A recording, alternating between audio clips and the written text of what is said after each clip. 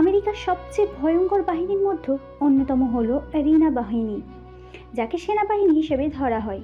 এই সেনাবাহিনীতে কাজ করে আমাদের গল্পের নায়ক পারভেজ হোসেন আকাশ। আকাশ যেমন লম্বা তেমনই সুদর্শন ছেলে, তেমনই চৌকস এবং অনেক বিপজ্জনক ব্যক্তিদের মধ্যে একজন। এক কথায় ওর পেশা হলো মৃত্যু নিয়ে খেলা করা। যে মিশনে গেলে কেউ বেঁচে ফিরতে পারবে কিনা তাই জানে না। আকাশের কাজ হচ্ছে ওই মিশনগুলো শেষ করা, যার জন্য আকাশকে সবাই কিলার ম্যান বলেই জানে। এখন শুধুমাত্র আপনারা আমাদের গল্পের হিরো সম্পর্কে এইটুকুই জেনে রাখুন, কেননা এর চেয়ে বেশি বলাটা প্রয়োজন হবে না। চলুন এবার তাহলে গল্পে ফেরা যাক। আজকে একটা মিশন শেষ করার জন্য আকাশকে যেতে হবে, তাই বড় অফিসার আকাশকে ডেকে পাঠায়। স্যার আমাকে ডেকেছেন? হ্যাঁ, তোমাকে ডেকেছি যে কারণে আজকে তোমাকে একটা মিশনে যেতে হবে এবং ওই মিশনটা অনেক ভয়ঙ্কর। স্যার আপনি কি ভুলে গিয়েছেন? আপনি কাকে কি বলছেন? আমি জানি আকাশ, এটা তোমার জন্য স্বাভাবিক, তাই এই মিশনে তোমাকে একাই যেতে হবে। কি বলছেন কি? আমাকে একা যেতে হবে? হ্যাঁ, একা, কেননা এই মিশনের জন্য কোনো অফিসারই যেতে রাজি হবে না, তাই তোমাকেই যেতে হবে ওই মিশনে। তাহলে স্যার আমার যাওয়ার জন্য সব রেডি করেন, আমি তৈরি হয়ে আসতেছি। তুমি তাহলে তোমার জিনিসপত্র নিয়ে মিশনে চলে যাও, তবে তুমি চিন্তা করো না, তোমাকে সর্বোচ্চ নিরাপত্তার ব্যবস্থা করব আমরা। ঠিক আছে স্যার, আমি তাহলে কিছুক্ষণ পর আসতেছি। এইদিকে আকাশ বড় অফিসারের সাথে কথা বলে বের হয়ে যায়, কেননা আজকের মিশনটা হবে খুবই ভয়াবহ। এই মিশনটা এতটাই সাংঘাতিক যে সেই জন্য এই মিশনে অন্য অফিসাররা যেতে রাজি হচ্ছে না। যদিও ওরা অনেক ডেঞ্জারাস মিশনে গিয়েছিল, কিন্তু এই মিশনটা সবচেয়ে আলাদা। 15 মিনিট পর আকাশ তৈরি হয়ে নিয়ে যুদ্ধ বিমানে উঠে পড়ে। একাই বিমান নিয়ে বেরিয়ে পড়ে ওই লোকেশনে। এই বিমানটা 1 মিনিটে 5 কিলোমিটার দূরে চলে যেতে পারে। এভাবে 30 মিনিট পর আকাশ একটা ঘন জঙ্গলের কাছে যুদ্ধ বিমানটা ল্যান্ড করে একাই জঙ্গলের ভিতর চলে যায়। এখানে আকাশকে সম্পূর্ণ বড় অফিসার মনিটরিং করছে। আকাশ, তুমি প্লেন থেকে কেন নামলে? বিমান নিয়ে ভিতরে গেলে না জানি কোন দিক থেকে মিসাইল ছাড়ে, তাই এখানে রেখে ভিতরে প্রবেশ করব। ঠিক আছে, আমরা তোমাকে এখান থেকে প্রোটেক্ট করার চেষ্টা করব। স্যার তাহলে এবার অনুমতি দেন, আমাকে ভিতরে ঢুকতে হবে। বেস্ট অফ লাক আকাশ, তোমার ওপর আমার সম্পূর্ণ বিশ্বাস আছে। আমি চাই তুমি মিশনটা শেষ করে ফিরে এসো। ওকে স্যার, তাহলে মিশন শেষে আমি আপনার সাথে কথা বলবো। ওকে আকাশ, তবে নিজের খেয়াল রাখবে। এরপর আকাশ ওই ঘন জঙ্গলের পথ ধরে ভিতরে ঢুকে যায়।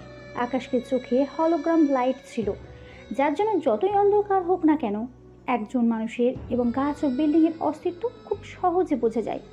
এতে করে সব দিক দিয়ে রাতের বেলায় এই অপারেশনগুলো করতে সুবিধা হয়।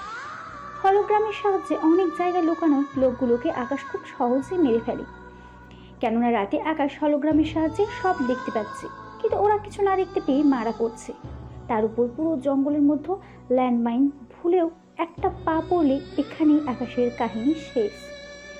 আকাশের খুব সাবধানের সাথে লোকগুলোকে মারছে, সাথে ভিতরে ঢুকতে থাকে। এভাবে ঢুকতে ঢুকতে প্রায় 70 জন লোককে আকাশ মেরে ফেলে। এখন আকাশ খুব কাছেই চলে এসেছে টার্গেটের। অনেক সাবধানতার সাথে ভিতরে প্রবেশ করে বোম দিয়ে অনেককেই মেরে ফেলে।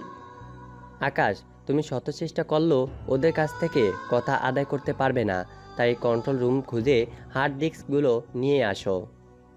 ঠিক আছে স্যার, আমি তাহলে খোঁজার চেষ্টা করতেছি। আকাশ ওদের সবাইকে মেরে ফেলে কন্ট্রোল রুমে গিয়ে সবগুলো হার্ড ডিস্ক নিয়ে নেয়।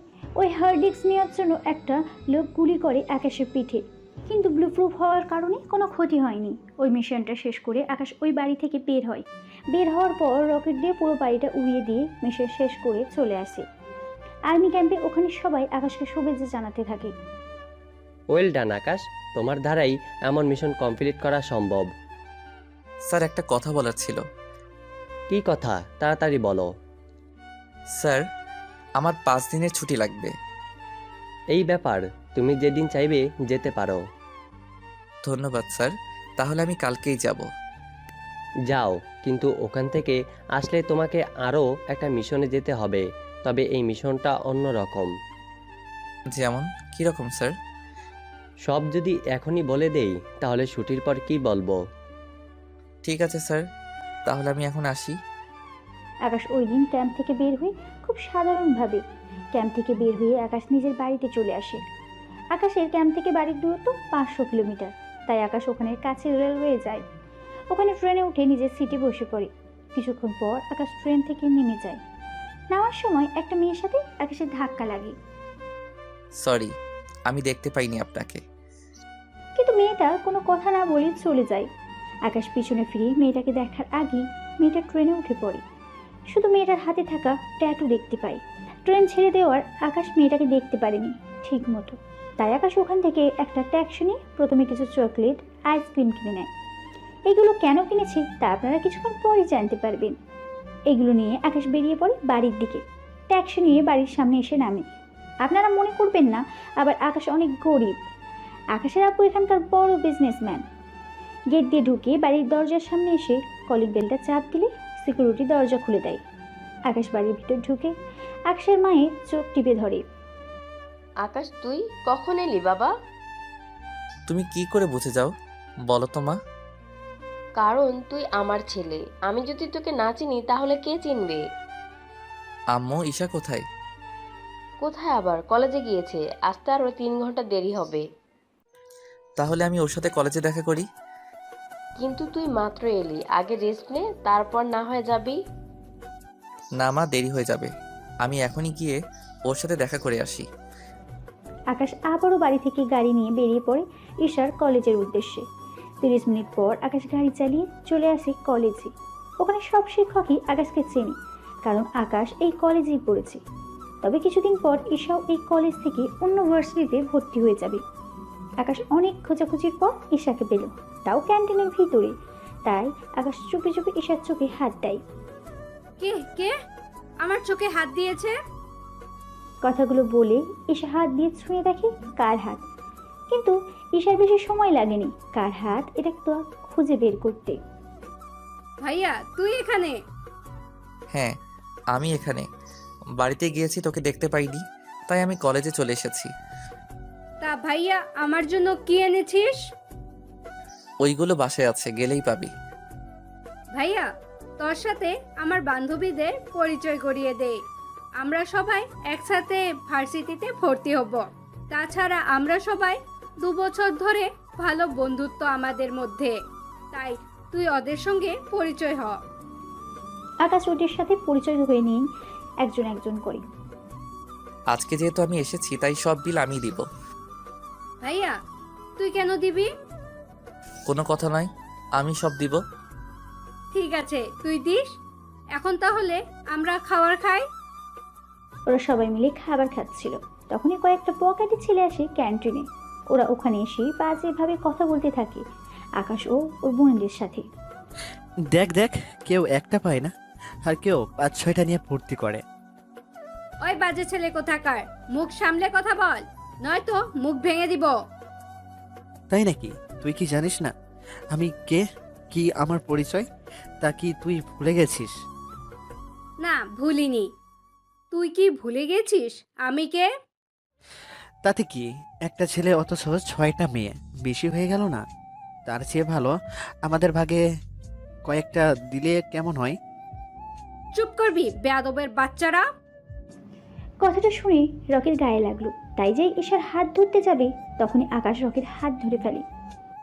তোর এত বড় সাহস, আমার হাত ধরেছিস? হাত ধরতে কারো সাহস লাগে নাকি? কথাটা বলে রকির গালে একটা থাপ্পড় দেয়। এতে করে মুখ অনেক লাল হয়ে যায়। ক্যান্টিনে সবার সামনে থাপ্পড় খাওয়াতে রকি অনেক রেগে যায়, যার ফলে ওর সাথে থাকা ছেলেগুলোকে আকাশ মারতে আসে। আকাশ ওদের সবাইকে মেরে মেরে মাটিতে শুইয়ে দেয়, কারণ আকাশ শুধুমাত্র ওদের এমন করে মেরেছে যাতে ওরা সহজে দাঁড়াতে না পারে। ঠিক তাই হলো, ওরা মার খেয়ে শুয়ে আছে মাটিতে। এবার পালা রকির। রকি মারতে আসলে ওকেও মেরে মাটিতে শুইয়ে দেয়। ওদের সবাইকে মেরে আকাশ সবার উদ্দেশ্যে বলে, সবাই কান নিয়ে শুনে রাখো, এরপর থেকে যদি এমনটা দেখেছি বা শুনি তাহলে এইরকম হাল করে রেখে দিব। কথাটা মনে রাখবে সবাই। ঈশা, চলো এবার বাসায় যাই। এরপর আকাশ ঈশাকে নিয়ে বাসায় চলে আসে। বাসায় এসে ঈশা নিজের রুমে ফ্রেশ হতে চলে যায়। অন্যদিকে আকাশ ফ্রেশ হতে চলে যায়। আকাশ ফ্রেশ হয়ে এসে দেখে ঈশা ওর রুমের ভিতর ব্যাগ থেকে চকলেট আর আইসক্রিমগুলো বের করে নিল। তোর কি একটু লজ্জা করে না বড় ভাইয়ের ব্যাগের ভিতর কি কি আছে তা দেখতে? ওই, লজ্জা কেন করবে? আমি তো আমার জিনিসগুলো নিতে এসেছি। বোন, তুই তো জানিস আমি বেড়ানোর থেকে আসি নাই, তবুও আসার সময়ে তোর পছন্দের জিনিসগুলো নিয়ে এসেছি। তুই এইগুলো নিয়ে রুমে যা, আমি খাবার খেয়ে একটু ঘুরতে বের হব। ঠিক আছে ভাইয়া। ঈশা ওইগুলো নিয়ে নিচে চলে যায়। অন্যদিকে আকাশ রেডি হয়ে নিচে নামে। আকাশ, ঈশা ওরা দুজনে খাবার খেয়ে নেয়। ঈশা খাবার খেয়ে নিজের রুমে চলে যায়। অন্যদিকে আকাশ বাসা থেকে বের হয়ে ওর আব্বুর অফিসের দিকে চলে যায়। অফিসে সবাই আকাশকে চেনে না, তাই ওর আব্বুর কল দিয়ে বলে নিচে কাউকে পাঠিয়ে দিতে, যাতে করে আকাশকে কেউ কোনো প্রশ্ন বা কোনো কাজে না আটকায়। কিছুক্ষণ পর সিকিউরিটি আকাশকে ভিতরে নিয়ে গেল। ওখান থেকে আকাশ ওর আব্বুর রুমে চলে যায়। আসতে পারি? মাই সন, আসো আসো, ভিতরে আসো। তুমি কখন এলে বাড়িতে? আমি তো সকাল 11টায় এসেছি, কিন্তু তুমি দুপুরে বাসায় আসলেন না কেন? দেখতেই তো পাচ্ছ কত কাজ পড়ে আছে। এত কাজ করো কেন আব্বু তুমি? তুই কি কম কাজ করছিস? কত রিস্ক নিয়ে তুই কাজগুলো করতে হয় তোকে। তোকে তো বলেছি ওই কাজ ছেড়ে আমার ব্যবসায় এসে হাত লাগা, কিন্তু তুই তো কোনো কথাই তো তুই শুনছিস না। থাক আব্বু, তুমি তোমার কাজ নিয়ে থাকো, আমাকে আমার কাজ করতে দাও। আমি আর 3 দিন থাকবো, এরপর চলে যাব আমি।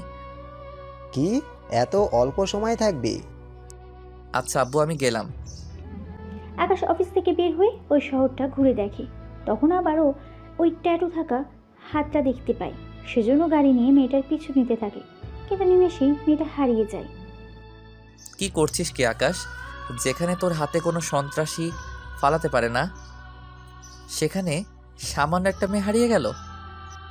ওই দিনের মতো আকাশ বাসায় চলে আসে। বাসায় এসে রুমের মধ্যে রেস্ট নিতে থাকে। তখনই আকাশের পরশা কল দেয়। হ্যাঁ স্যার, বলুন। তোমাকে কি করে যে কথাটা বলি। কি কথা স্যার? তোমাকে কালকেই ক্যাম্পে আসতে হবে। আমি জানি তোমার আরও 3 দিন ছুটি আছে, কিন্তু ইমার্জেন্সি কাজের জন্য তোমাকে কালকেই আসতে হবে। চিন্তা করবেন না স্যার, আমি তাহলে সকালে রওনা দিব। তা সকালে না, তোমাকে রাতেই আসতে হবে। কিন্তু স্যার, আমি আসার জন্য ট্রেন পাবো না। ট্রেনে কেন? আমি তোমার জন্য হেলিকপ্টার পাঠিয়ে দেব। 2 ঘন্টার মধ্যে তোমার বাড়ির ছাদে তুমি হেলিকপ্টার পেয়ে যাবে। ঠিক আছে স্যার। কল কেটে দিয়ে আকাশ ওর বাবা মায়ের সাথে এবং ঈশার সাথে কথা বলতে থাকে। সাথে আকাশ নিজের ব্যাগটাও গুছিয়ে নেয়। ওই সময়ের ভিতর হেলিকপ্টার চলে আসে। হেলিকপ্টার আসলে আকাশ ওখানে উঠে পড়ে। সবার থেকে বিদায় নিয়ে 2 ঘন্টা পর আকাশ ক্যাম্পে চলে আসে। স্যার ডেকেছেন আমাকে? তোমাকে যে জন্য ডেকেছি, এই নাও ফাইল। কিসের ফাইল এটা স্যার? তুমি পড়লে বুঝতে পারবে, তাই এটা আগে পড়ো, তারপর তুমি বুঝতে পারবে। কাল সকালেই তোমার মিশন শুরু হবে। আচ্ছা, তাহলে আমি যাই। আকাশ ওখান থেকে চলে আসে। এসে ফাইলটা পুরোই বুঝতে পারি। সকালবেলা আকাশ নিজের ব্যাগ নিয়ে এসে হাজির। স্যার আমি রেডি। এই নাও, এই ফাইলে সব লেখা আছে। তোমাকে কোথায় যেতে হবে, কি কি করতে হবে, তার সব ডিটেলসই এখানে আছে। আর একটা কথা, তুমি নিজের পরিচয় কাউকে দিতে পারবে না। পাগল নাকি স্যার? আমার পরিচয় কেন দিব? আচ্ছা স্যার, এই মিশনে যদি লোকজনকে... না আকাশ, এমন কোনো কিছু করা যাবে না। নিজেকে কন্ট্রোল করতে হবে, কেননা তোমাকে গ্রেপ্তার করলে তো তখন ছাড়তে গেলে সব জেনে যাবে। ঠিক আছে স্যার, তাই হবে। তাহলে আমি এবার আসি। বড় অফিসার থেকে বিদায় নিয়ে আকাশ চলে আসে রেলওয়ে। ওখানে আকাশ টিকিটের জন্য লাইনে দাঁড়িয়ে আছে। 10 মিনিট পর আকাশ টিকিট হাতে পেল। হাতে নিয়ে ট্রেনে উঠে পড়ে এবং নিজের কেবিনে গিয়ে শুয়ে পড়ে। কেননা ট্রেনে করে 5 থেকে 6 ঘন্টা সময় লাগবে। ততক্ষণে আকাশ ব্যাগটা মাথার নিচে দিয়ে ঘুমিয়ে পড়ে। এভাবে কয়েক ঘন্টায় যেতে একটা মেয়ে এসে আকাশের কেবিনের ভিতর সামনের সিটে গিয়ে বসে। মেয়েটা কিছুক্ষণ পর এত জোরে চিৎকার দিল যে আকাশের ঘুমটাই ভেঙে গেল। কি হয়েছে? আপনি তো জোরে চিৎকার কেন দিলেন? আসলে রাতের বেলা আমার ভয় করে। রাতের বেলায় ভয় করলে দিনে জার্নি করতে পারতেন। আমি কি জানতাম আপনি এই রুমের মধ্যে থাকবেন? প্লিজ একটু লাইটটা জ্বালিয়ে দিন না। লাইট জ্বালালে তো আমার নিজেরই ঘুম হবে না। তাহলে তোমার যে ভয় করছে? মেয়েটির কথা শুনে আকাশের একটু মায়া হলো, তাই লাইট জ্বালিয়ে দিল। তবে ডিম লাইট, অল্প অল্প আলোতে মেয়েটিকে বোঝা যাচ্ছিল, তবে পুরোপুরি না। এরপর ওরা দুজনেই শুয়ে পড়ল। কয়েক ঘন্টা যেতেই আকাশের ঘুম ভেঙে যায়, কেননা আকাশকে এখন নামতে হবে। কিন্তু সামনে থেকে তাকিয়ে দেখে কেউই নেই। তাহলে কি কাল রাতে আমি স্বপ্ন দেখেছি? আকাশ কোনো কিছু না ভেবে ট্রেন থেকে নেমে যায়। ফাইলে থাকা ঠিকানায় চলে যেতে থাকে। ওখানে একটা ট্যাক্সি করে আকাশ ওর ঠিকানায় চলে যায়। ওখানে গিয়ে আকাশ দেখে একটা পুরানো বাড়ি। এই জন্য আকাশ কোনো কিছু না ভেবে ভিতরে চলে যায়। ভিতরে গিয়ে ভালো করে দেখতে থাকে কোনো গোপন দরজা আছে কিনা। কিছুক্ষণ পর আকাশ সেই কাঙ্ক্ষিত দরজা পেয়ে গেল। খুব সাবধানে ভিতরে ঢুকে যায়। ওখানে সিঁড়ি দিয়ে নিচে নামে। ওখানে অনেক বড় একটা রুম দেখতে পায়, সাথে অনেক ধরনের অস্ত্রও দেখতে পায়। সব কিছু সাজিয়ে রেখেছে। তখনই কল আসে আকাশের ফোনে। রুমটা কেমন দেখলে? স্যার, আপনি কি করে জানেন আমি রুমের ভিতরে? কারণ রুমের সিঁড়ির কাছে ক্যামেরা আছে, এতে করে ওই রুমে কি যায় বা না যায় সব দেখা যাবে। কিন্তু তুমি যখন চলে এসেছো, ক্যামেরাটা খুলে নিতে পারো। তোমাকে এই রুমের কথা এই জন্য বলিনি, কারণ আমি জানি তুমি এই রুমটা ঠিকই খুঁজে বের করতে পারবে। অনেক টায়ার্ড, তাহলে আমি বিশ্রাম নিয়ে তারপর আপনাকে কল দিয়ে জানাবো। আরও একটা কথা, ওখানে তোমার জন্য একটা গাড়ি রাখা আছে, ওই গাড়িটা তুমি ইউজ করবে। ঠিক আছে স্যার। ওই সময় আকাশ রেস্ট নেয়। রেস্ট নেওয়া শেষ হলে আকাশ ফাইলটা পড়ে গাড়ি নিয়ে বেরিয়ে পড়ে ওই ঠিকানায় চলে যায়। কিন্তু ওই ঠিকানায় গিয়ে দেখে একটা ভার্সিটির। যদিও আকাশ এতক্ষণ খেয়ালই করেনি, সেজন্য আবারও ফাইলটা খুলে দেখতে থাকে ঠিকানা সঠিক আছে কিনা তা চেক করার জন্য। ঠিকানা তো ঠিকই আছে, তাহলে এই ভার্সিটিতে কি এমন কাজ থাকতে পারে? কথাগুলো বলে আকাশ ভাবতে থাকে। ভাবতে ভাবতে গেট দিয়ে ভিতরে ঢুকতে যায়। ওই ফাইলে লেখা আছে এখানে আকাশ কী কী করতে হবে। সেই অনুযায়ী আকাশ প্রিন্সিপাল স্যারের রুমের দিকে যায়। ওখানে সব কথা শেষ করে নেয় এবং আকাশ ওই ক্লাসের দিকে চলে যায়। তবে আকাশ পড়ানোর জন্য না, ক্লাস করতে। তাও লাস্ট ইয়ারে ভর্তি হলো, কেননা আকাশের বয়সের সাথে ওই শেষ ইয়ারটাই ঠিক হবে।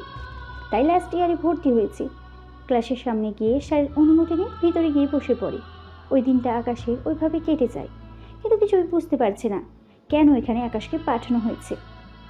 তাই কারণটা আকাশ এখনও বুঝতে পারছে না। সেজন্য বড় অফিসারকে কল দেয়। স্যার, আমাকে কি এখানে পড়াশোনা করার জন্য পাঠিয়েছেন? তা হবে কেন? তাহলে স্যার কি করব বুঝতে পারছি না। তোমাকে ওখান থেকে একে বিরুদ্ধে তথ্য জোগাড় করতে হবে। একে মানে আবার কি স্যার? তাহলে শুনো একে সম্পর্কে। এরপর বড় অফিসার আকাশকে সব ধরনের তথ্য দিতে থাকে।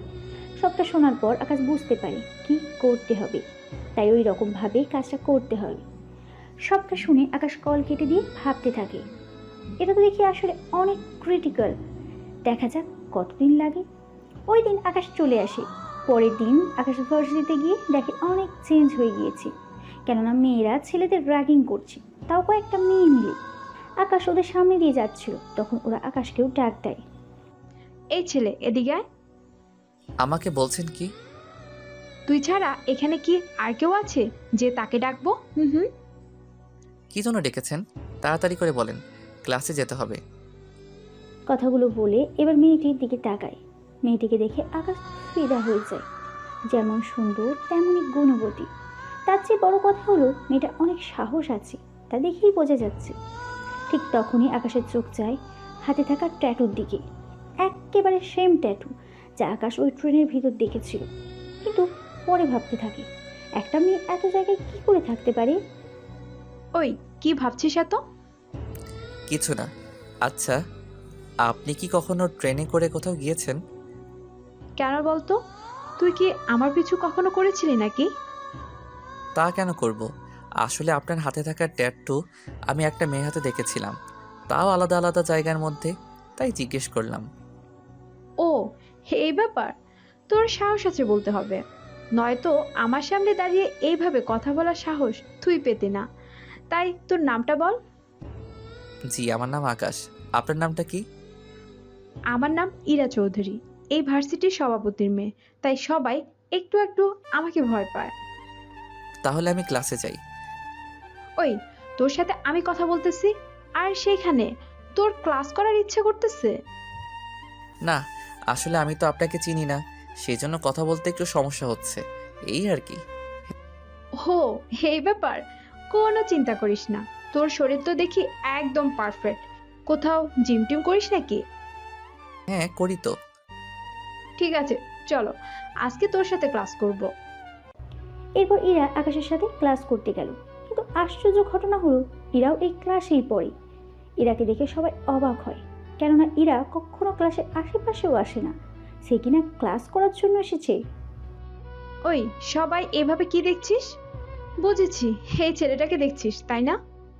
তাহলে একটা কথা শুনে রাখ তোরা, যদি কোনো মেয়ে ওর সাথে লাইন মারার চেষ্টা করিস তো তাহলে বুঝতেই পারছিস কি হতে পারে তোদের।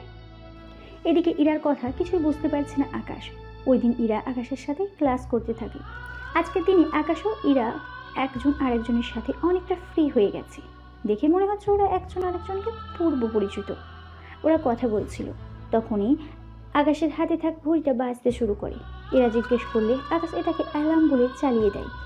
এরপর আকাশ ওখান থেকে চলে আসতে চাইলে ইরা আকাশের নাম্বারটা রেখে দেয় এবং আকাশ চলে আসে ওখান থেকে।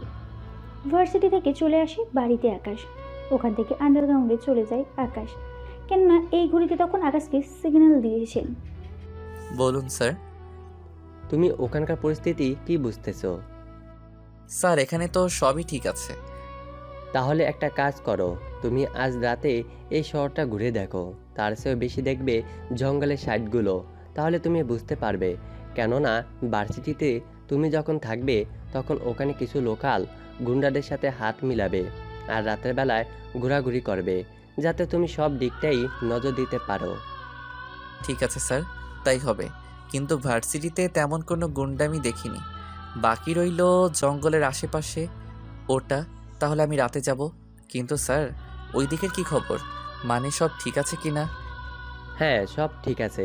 এখন তোমাকে যে দায়িত্বটা দিলাম ওইটা শেষ করবে তাড়াতাড়ি। ঠিক আছে স্যার, আমি আপনাকে পরে সব জানাবো। বিকেলবেলা আকাশ প্ল্যান করতে থাকে, তাই কোথায় যাবে কি করতে হবে তা প্ল্যান করে নেয় ম্যাপ দেখে। রাতের বেলায় আকাশ বের হয়ে গাড়ি নিয়ে, কেননা অন্য কোনো গাড়ি আকাশের জন্য ব্যবহার করা বিপজ্জনক হয়ে উঠবে। রাতে আকাশ গাড়িটা দূরে একটা জায়গায় রেখে জঙ্গলের ভিতর অনেকগুলো বাড়ি দেখতে পায়। সেজন্য দূরবীন দিয়ে বাড়িগুলো দেখতে থাকে, কিন্তু বাড়ির ভিতরে কেউ আছে কিনা তা বুঝতে পারছে না, তাই হলোগ্রাম সিস্টেম অন করে নেয়। বেশিরভাগই বাড়ির মানুষের অস্তিত্ব বোঝা যাচ্ছে, কিন্তু তাও 5 থেকে 6 জন। কিন্তু অস্বাভাবিক কিছু এখনও চোখে পড়েনি। কিন্তু হঠাৎ করে একটা ভাঙা বাড়িতে দেখে অনেকগুলো মানুষের অস্তিত্ব বোঝা যাচ্ছে, তার সাথে হাতিয়ারও। তাই ওই বাড়ির দিকে যেতে থাকে। ওখানে গিয়ে দেখে মাস্ক পরা একটা মেয়ে কয়েকজন মানুষকে খুন করছে। ওখানে থাকা বাকি লোকগুলো একে বলে জয়ধ্বনি দিচ্ছিল। এতে আকাশের বুঝতে বাকি রইল না যে এদের মেন লিডার হচ্ছে কোনো মেয়ে। ওখানে থাকা সব কিছুই ছবি আকাশ উঠিয়ে নেয়।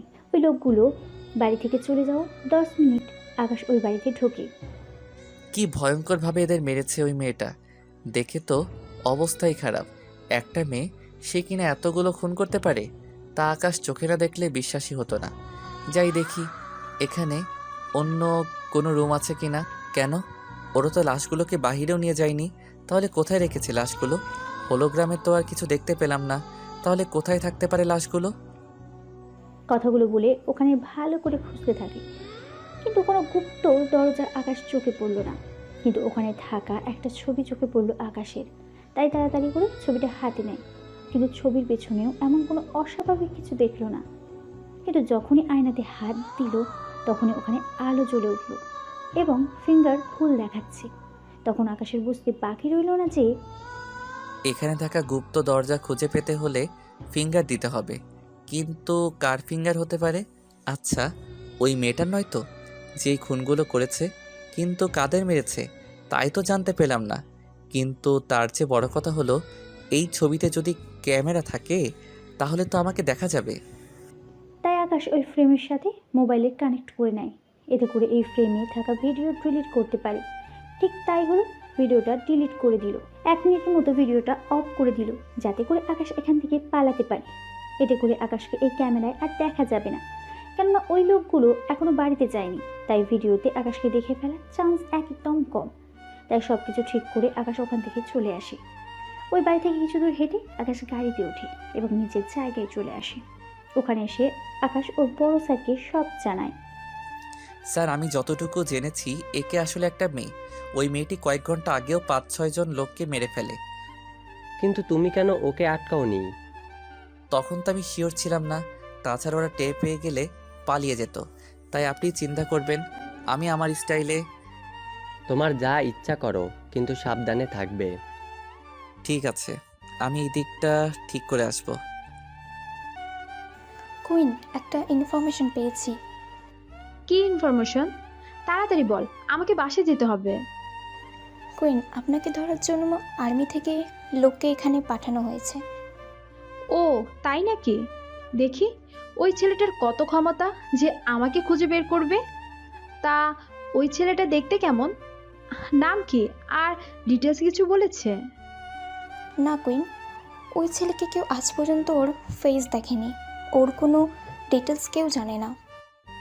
বাহ, এই ছেলেটা দেখি পুরোই আমার মতো, কিন্তু আর্মিতে থাকে, অথচ ওর চেহারা কেউ দেখেনি এবং নামটাও জানে না কেউ।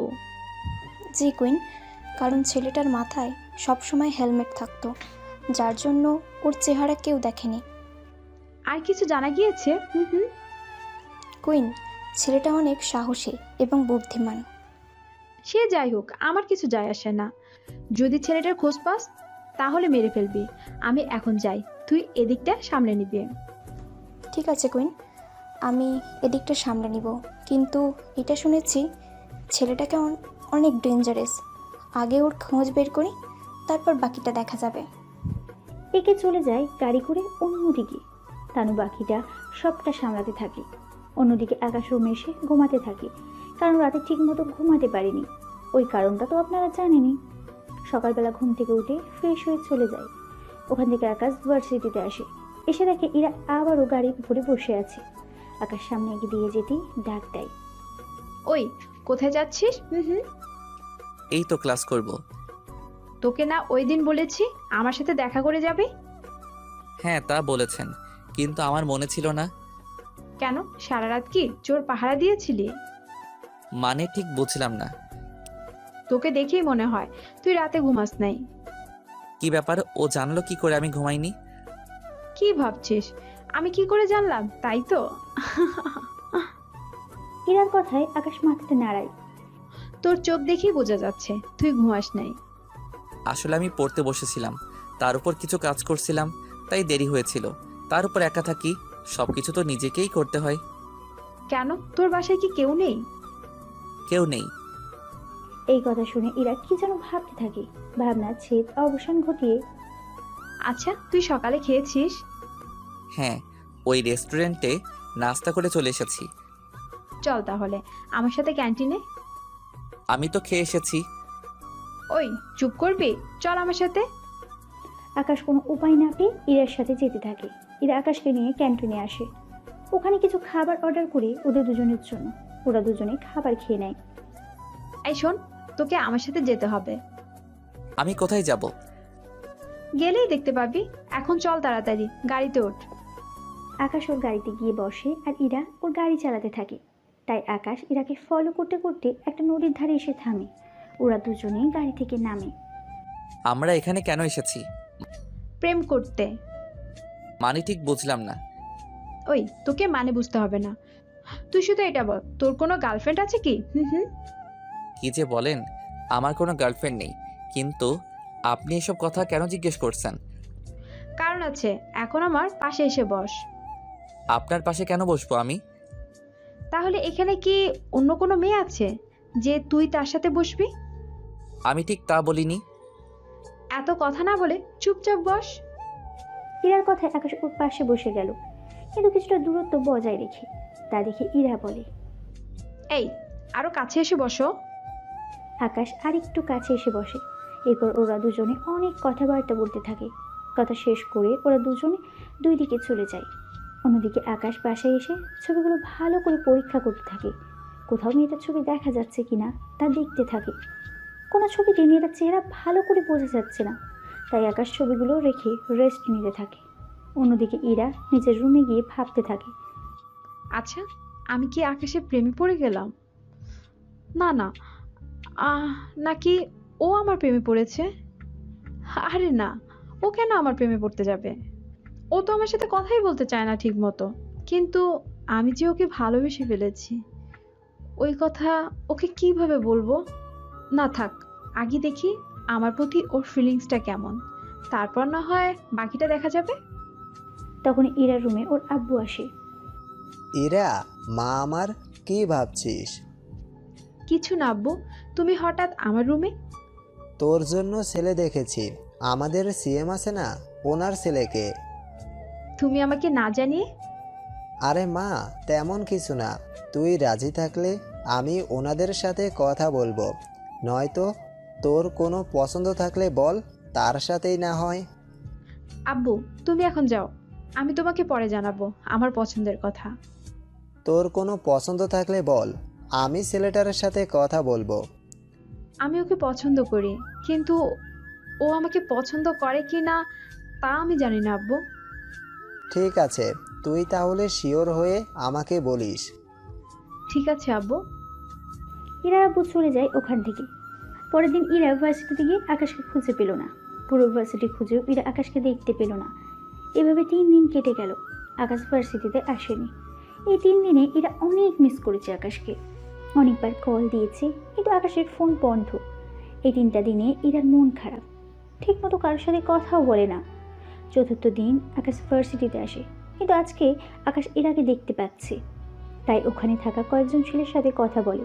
কথা বলার কিছুক্ষণ পর ইরার কয়েকজন বান্ধবী এসে আকাশকে জানায় ইরা ওকে 3 দিন ধরে খুঁজছে। তাহলে তোমরা ওকে কল দিয়ে ভার্সিটিতে আসতে বলো। আকাশের কথায় ওরা ইরাকে কল দিয়ে আসতে বলে। ওদের কল পেয়ে ইরা দেরি না করে ভার্সিটি চলে আসে। ভার্সিটিতে এসে খুঁজতে থাকে আকাশকে।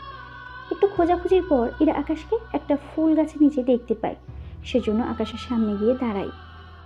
তুমি এখানে? আমি তোমাকে কোথায় না খুঁজেছি। আসলে আমি একটু কাজে গিয়েছিলাম, তাই আসতে পারিনি। তা ফোন বন্ধ ছিল কেন?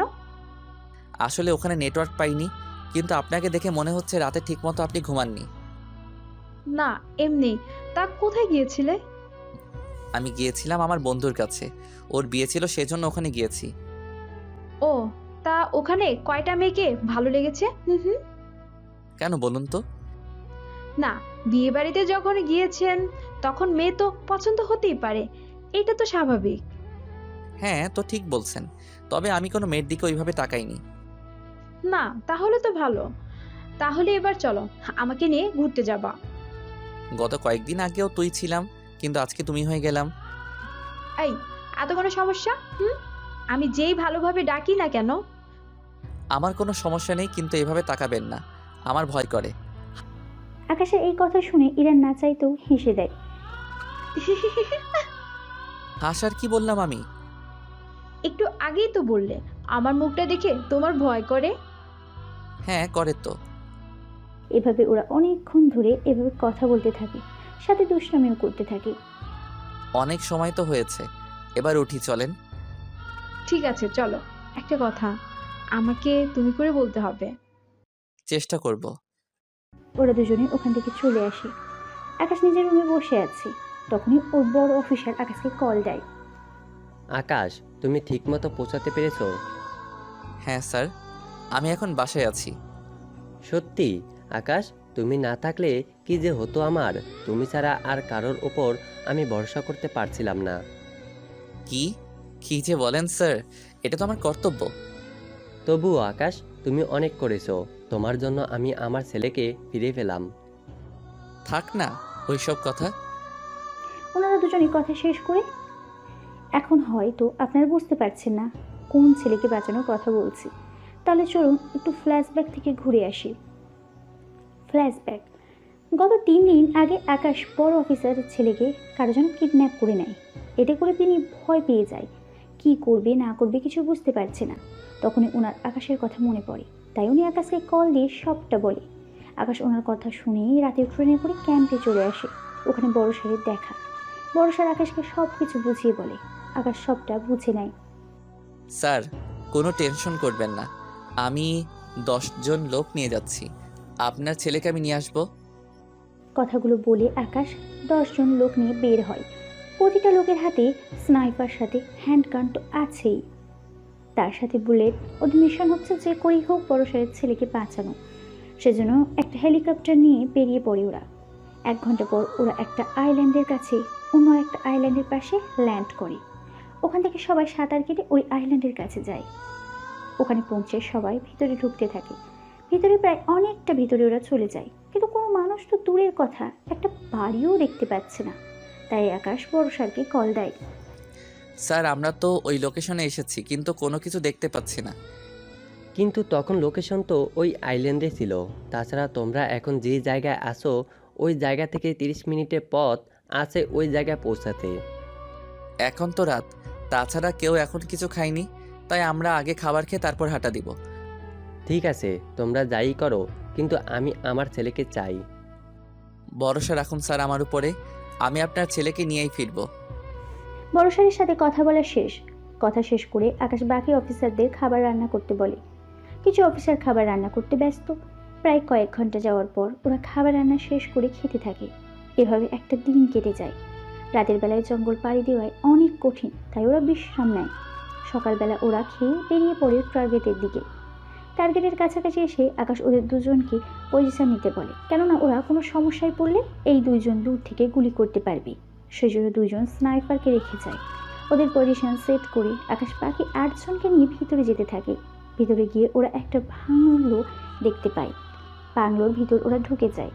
ওখানে কিছু লোককে দেখতে পায়। ওই লোকগুলোকে মেরে ফেলে, সাথে ভিতরে ঢুকে যায়। ভিতরে আরও কয়েকজনকে মেরে ফেলে। ওদেরকে মেরে যেই আকাশ ওর বাকি লোকদের নিয়ে ভিতরে যাবে, তখনই ওর ফাঁদে আটকা পড়ে।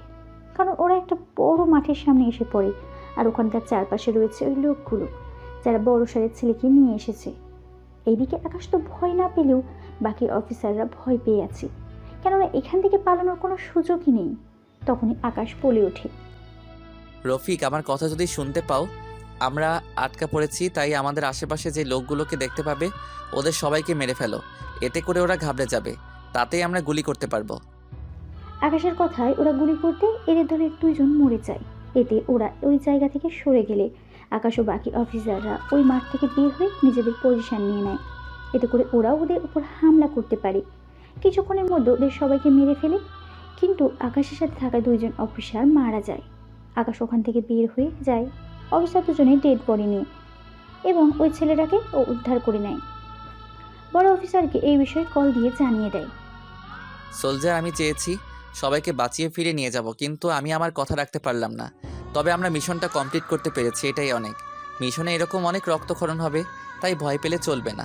আমরা আমাদের লক্ষ্য ঠিক রাখবো। তাই সবাই 2 মিনিট ওদের জন্য নীরবতা পালন করি। আকাশের কথায় ওরা নীরবতা পালন করতে থাকে। নীরবতা পালন শেষে ওরা ওখান থেকে চলে আসে। আইল্যান্ডের কাছে এসে আকাশ এই আইল্যান্ড থেকে অন্য আইল্যান্ডে যায় এবং হেলিকপ্টার নিয়ে চলে আসে ওই আইল্যান্ডে। ওখানে আসলে বাকি সব সোলজার উঠে পড়ে সাথে। ওই ছেলেটাকে এবং শহীদ হওয়া সোলজারদেরও উঠিয়ে নেয়। ওখান থেকে যাওয়ার আগে আকাশ রকেট লঞ্চ করে আইল্যান্ডে থাকা বাড়িটা ধ্বংস করে দেয়, যাতে করে অন্য কেউ এখানে নিজেদের আস্তানা না বানাতে পারে। মিশন শেষ করে আকাশ ক্যাম্পে এসে বড়সারের হাতে ওনার ছেলেকে তুলে দেয় এবং 2 জন সোলজারের মৃত্যুতে ওদের বাড়িতে বডিগুলো পাঠানোর ব্যবস্থা করে। ওই মিশনটা শেষ করে আকাশ আবারও রাতে চলে আসে। ফ্ল্যাশব্যাক শেষ। ওখান থেকে আসার পর কী হলো তা তো আপনারা সবাই জানেন, তাই নতুন করে কিছু বললাম না। এদিকে ইরা আজকের দিনটা ওর কাছে অনেক ভালো লেগেছে, কারণ আজকে আকাশের সাথে ওর দেখা হলো সেই জন্য। পরের দিন আকাশ ভার্সিটিতে এসে খোঁজ নিতে থাকে এখানে কার ছোটোখাটো মাফিয়াদের ব্যাপারে। এতে করে আকাশ অনেক তথ্য জোগাড় করে। অনেক তথ্য জোগাড় করে ফেলেছি, এখন শুধু সময় বুঝে ওদের সাথে মোকাবেলা করতে হবে। কথাগুলো আকাশ ভাবছে, তখনই কেউ একজন আকাশের কাঁধে হাত রাখে। এতে করে আকাশ চমকে ওঠে এবং পিছনে ফিরে তাকিয়ে দেখে ইরা। ও তুমি? আমিও ভয় পেয়ে গিয়েছিলাম। এই ছেলেগুলোর সাথে কি কথা হচ্ছিল? এমনি কোনো কথা নয়, শুধু একটু কথা বলছিলাম, এর বেশি কিছু না। এই ছেলেগুলো খারাপ, তাই ওদের সাথে কথা বলো না প্লিজ। ঠিক আছে, বলবো না। এই নাও কার্ড, 5 দিন পর আমার জন্মদিন, তাই তুমিও আসবে কিন্তু। ঠিক আছে, আমি অবশ্যই আসবো। একটা কথা, ওই দিন কিন্তু তুমি অনেক সুন্দর করে পরিপাটি করে আসবে। কেন, আমার জন্য কি কোনো স্পেশাল কিছু হচ্ছে নাকি? হ্যাঁ, তা এলেই দেখতে পারবে। ওই দিনের মতো ইরা ওখান থেকে চলে যায়। এই সাথে ইরা এই কয়দিন ইউনিভার্সিটিতে তেমন আসেনি, তাই এতে করে আকাশের অনেক সুবিধা হলো, কারণ ইরা থাকায় আকাশ অনেকগুলো কাজ করতে পেরেছে। এখানে খুঁজে খুঁজে খারাপ ছেলেদের থেকে তথ্য জোগাড় করতে থাকে। এভাবে 5 দিন পার হয়ে যায়। আকাশ রাতে বেরিয়ে পড়ে ইরার বাড়ির উদ্দেশ্যে। বাড়ির কাছে এসে আকাশ ইরাকে কল দেয়। এত রাতে কল দিলেন যে? 10 মিনিটের ভিতরে তৈরি হয়ে নিচে নামো। ঠিক আছে, আসতেছি। ইরা 10 মিনিটে রেডি হয়ে নিচে নামলে আকাশ ইরাকে নিয়ে নদীর ধারে চলে আসে। আমরা এখানে কেন এসেছি? আসলেই দেখতে পাবে। আকাশ ইরার চোখে হাত দিয়ে নদীর কিনারায় নিয়ে এসে একটা টেবিলের সামনে দাঁড় করায়। Happy birthday to you, Ira. আকাশের মুখে জন্মদিনের শুভেচ্ছা শুনে ইরা খুশিতে আকাশকে জড়িয়ে ধরে এবং না চাইতেও আকাশের মুখে একটা চুমু দেয়। ইরা যে এমন কিছু করবে তা আকাশ মোটেও ভাবতে পারেনি। পরে ইরা ব্যাপারটা বুঝতে পেরে আকাশকে ছেড়ে দেয়। ধন্যবাদ। ধন্যবাদ দিয়ে তোমাকে ছোট করব না আকাশ। আসলে এই প্রথম কেউ আমার জন্মদিন এত সুন্দর একটা জায়গা করেছে, তাই তোমাকে। কোনো ব্যাপার না, তাহলে চলো কেক কাটি। হ্যাঁ চলো, কেক কেটে তাড়াতাড়ি বাসায় যাব। আকাশ ও ইরা ওরা দুজনেই একসাথে কেক কাটে এবং একজন আরেকজনকে খাইয়ে দেয়। কেক খাওয়ানোর পর ওরা ওখানে বসে সমুদ্র দেখছে আর বসে বসে গল্প করছে। অনেক রাত হয়ে যাওয়াতে ওরা ওখানে না থেকে গাড়ির কাছে চলে আসে, কেননা এখানে রাতে থাকাটা ঠিক হবে না, কারণ কোন দিক থেকে বিপদ আসে কে জানে। ওরা দুজনে গাড়িতে উঠতে যাবে, তার আগে একটা গাড়ি চলে আসে। 2টা গাড়ি থেকে 5 জনের মতো ছেলে নামলো। ওরা আকাশ ইরার কাছে এসে অনেক বাজে বাজে কথা বলতে থাকে, যা আকাশের মোটেও পছন্দ হয়নি। তাই ওখানে থাকা কিছু কুড়িয়ে ওরা সবাইকে মারতে থাকে, যা ইরা অনেক ভালো লেগেছে, কারণ ইরার জন্যই আকাশ ওদের মেরেছে। আকাশ ওদের চাইলেই হাত দিয়ে মারতে পারত, কিন্তু এতে ইরার মনে সন্দেহ জাগবে, তাই অন্য পদ্ধতিতে মারে ওদেরকে। এতে করে ইরার মনে কোনো সন্দেহ জাগেনি। তুমি ঠিক আছো তো ইরা? হ্যাঁ আমি ঠিক আছি। এখান থেকে চলো তাড়াতাড়ি, নয়তো সমস্যা হয়ে পড়বে। তাহলে চলো এখান থেকে পালাই। আকাশ ইরাকে গাড়িতে করে ওর বাড়িতে পৌঁছে দেয়। কাল সন্ধ্যার পর তাহলে চলে আসবে। সরি ইরা, আমি কাল একটা জায়গায় যাব, তাই আসতে পারবো না। সেই জন্য তোমাকে এত রাতে সারপ্রাইজ দিলাম। ঠিক আছে, তুমি আমাকে এত রাতে সারপ্রাইজ দিয়েছো, এটাই আমার জন্য অনেক। তুমি তাহলে এবার এসো, অনেক রাত হয়েছে। কাল আমি ভার্সিটিতে যাব না, তাই তুমি আসলে আসতে পারো, কিন্তু আসবো না। তাই ভার্সিটিতে গিয়ে আমাকে খুঁজতে যেও না। ঠিক আছে যাব। ইরার থেকে বিদায় নিয়ে আকাশ গাড়ি চালিয়ে কিছু দূর আসার পর দেখে রাস্তার উপর কিছু লোক গাড়ি দাঁড় করিয়ে রেখেছে। ওখানে থাকা কয়েকটা ছেলেকে আকাশ চিনে, কেননা একটু আগে আকাশ ওদের মেরেছিল। তাই ওরা প্রতিশোধ নেওয়ার জন্য এখন রাস্তা আটকে রেখেছে। তাই আকাশ গাড়ি থেকে নেমে যায়। আকাশ গাড়ি থেকে নামলে ওদের মধ্যে কয়েকজন আকাশকে মারতে আসলে আকাশ কয়েক মিনিটে ওদের মেরে রাস্তায় শুইয়ে দেয়। ততক্ষণে সবাই ব্যথায় কাতরাচ্ছে। তখন অল্প একটু মারলাম, তোদের শিক্ষা হলো না, তাই এখন দলবল নিয়ে চলে এসেছিস তাই না? এখন তোদের এমন মায়ের মারবো যে সারা জীবন মনে রাখবি। কথাটা বলে বাকিদেরও মারতে থাকে। ওদের মেরে গাড়িগুলো সাইড করে আকাশ ওখান থেকে চলে যায় এবং যাওয়ার সময় অ্যাম্বুলেন্সে ফোন করে এখানে আসতে বলে, কেননা বেশি দেরি হলে এরা মারা যেতে পারে। সব কিছু ঠিক করে আকাশ চলে আসে বাসায়। ওখানে এসে আকাশ ওর বড় স্যারকে সব আপডেট দিতে থাকে, সাথে এও বলে, স্যার কালকে একটা ছোটোখাটো মিশন শেষ করবে, কেননা ভার্সিটি ছেলেদের থেকে অনেক তথ্য পেয়েছি, তাই কাল ওখানে গিয়ে ওদের সাথে করে নিয়ে যাব। কিন্তু স্যার একে অবধি পৌঁছাতে একটু সময় লাগবে, কারণ একে নাকি রাতে বাহির হয়। দিনের বেলায় কোনো খুন তো দূরের কথা, রাস্তায় পর্যন্ত যায় না। ওকে, তবে যাই করো না কেন আমার সাপোর্ট সব সময় তোমার সাথে থাকবে। ওই দিন সকালে বের হয়ে ভার্সিটি যায়। ওখানে এই ছেলেগুলোকে খুঁজে বের করে ওদের সাথে হাত মেলায়, কারণ এরা এখন যেখানে আকাশ নিয়ে যাবে ওই জায়গায় আকাশের ছোটোখাটো একটা মিশন তো হয়েই যাবে। ঠিক তেমনই হলো। ওখানে আকাশের ছাড়াও আর অনেক মেয়ে আছে। সবাইকে দেখে মনে হচ্ছে কলেজ ভার্সিটির ছাত্রছাত্রী। এতে করে বুঝতে বাকি রইল না যে এরা ড্রাগসের জন্য এখানে এসেছে। কিন্তু আকাশ যতদূর জানে একে তো ড্রাগস বিক্রি করে না, তাহলে ওরা আকাশকে নিয়ে এখানে কেন আসলো এই কথাটা মাথায় আসলো না। আকাশ ভাবছে ওদের প্রশ্ন করবে, কিন্তু প্রশ্ন করার আগেই উত্তর আকাশের সামনে। ও তাহলে এই ব্যাপার, একে লোকও তাহলে ড্রাগস নেয়। তাহলে এখন ওদের সাথে কিছুক্ষণ কথা বললেই তো কিছু তথ্য জানা যাবে। তাই আকাশ ওদের সাথে ভাব জমাতে থাকে, কারণ ওরা এখন নেশার খুঁড়ি। তাই কিছু জিজ্ঞেস করলে ওরা সঠিক তথ্য দিয়ে দেবে, কারণ নেশার অবস্থায় লোকে সবসময় সত্য কথাই বলে। আকাশ ওদের থেকে কিছু তথ্য হাসিল করলো। যাক, যা ওদের থেকে জানতে পেরেছি তা নিয়ে কাজ হয়ে যাবে। এবার দেখি এই একে আমার হাত থেকে কি করে বাঁচে। ওই দিন আকাশ কোনো মারামারি না করে চলে আসে ওখান থেকে। এইদিকে ইরা ওর জন্মদিনে সবকিছু করে ফেলে। ওর বাড়িতে অনেক লোক আসলো, সাথে ওর অনেক ফ্রেন্ডরাও। ইরা ওদের সবার সাথে কথা বলতে থাকে। কথা বলতে বলতে প্রায় সময় হয়ে যায়। তখন ইরা কেক কাটে। ইরা কেক কেটে সামনে তাকিয়ে দেখে আকাশ দাঁড়িয়ে আছে। আকাশকে দেখে ইরার মুখে হাসি ফুটলো। ইরা কেক নিয়ে দৌড়ে আকাশকে সবার আগে খাইয়ে দেয়। আকাশ ও ইরার হাত থেকে কেক নিয়ে ওকে খাইয়ে দেয়। ইরা আবারও টেবিলের সামনে এসে কেক কেটে এক এক করে ওর ফ্রেন্ডের মধ্যে সবাইকে খাওয়াতে থাকে। অ্যাটেনশন এভরিওয়ান, আপনাদের উদ্দেশ্যে আমি কিছু কথা বলতে চাই। আমার বান্ধবীরা আমাকে বলেছে আমি কেন প্রেম করছি না। তখন আমি ওদের একটাই জবাব দিয়েছি, যতদিন না পর্যন্ত আমি নিজের মনের মতো মানুষ না পাবো ততদিন আমি কাউকে ভালোবাসবো না। কিন্তু কয়েকদিন আগেই আমি আমার মনের মানুষ খুঁজে পেয়েছি। ইরার কথা শুনে অনেকে অবাক। তাই সবাই ওই ব্যক্তিকে দেখতে চায়। কে যে ব্যক্তি যাকে ইরা পছন্দ করে? সে হচ্ছে আমার স্বপ্নের রাজকুমার, আর ওর নাম আকাশ। নরম কণ্ঠে ইরা মুখে আকাশ নিজের নামটা শুনে অনেক অবাক হয়। আকাশ ও যে ইরাকে পছন্দ করে, কিন্তু ইরা যে এত তাড়াতাড়ি সব কিছু বলে দেবে তা আকাশ কল্পনাও করতে পারেনি। তাই আমি এখন সবার সামনে আমার ভালোবাসার মানুষটাকে প্রপোজ করব। কথাটা বলে ইরা হাঁটু গেড়ে সবার সামনে একটা গোলাপ এগিয়ে দিয়ে বলে, ডু ইউ লাভ মি আকাশ? আকাশ ইরার হাত থেকে ফুলগুলো নিয়ে বলে, আই লাভ ইউ ইরা। কথাগুলো বলে ওরা একজন আরেকজনকে জড়িয়ে ধরে। আই লাভ ইউ টু আকাশ। ওদের ভালোবাসা দেখে ওখানে সবাই হাততালি দেয়।